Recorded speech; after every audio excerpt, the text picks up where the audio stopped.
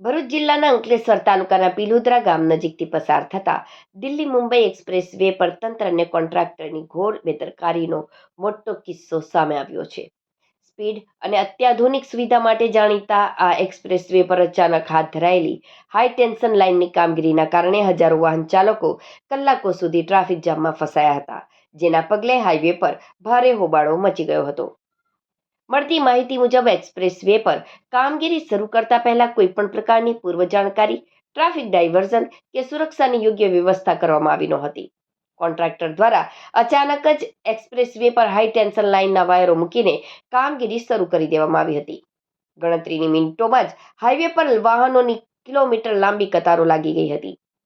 સુરતથી વડોદરા અને વડોદરાથી સુરત, નવસારી તરફ ઝડપથી પહોંચવા અને સિટીના ટ્રાફિકથી બચવા માટે ભારે ટોલ ટેક્સ ચૂકવીને આ રસ્તાનો ઉપયોગ કરતા વાહન ચાલકો કલાકો સુધી ટ્રાફિકમાં બંધક બની ગયા હતા.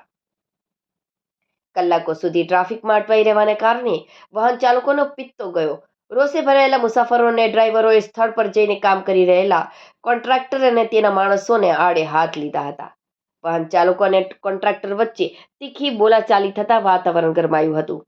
વાહન ચાલકોને આક્ષેપ હતો કે જો તંત્ર દ્વારા અગાઉથી સૂચના આપી હોત અથવા વૈકલ્પિક રસ્તાની વ્યવસ્થા કરાઈ હોત તો લોકોનો કિંમતી સમય બગાડ્યો ન હોત.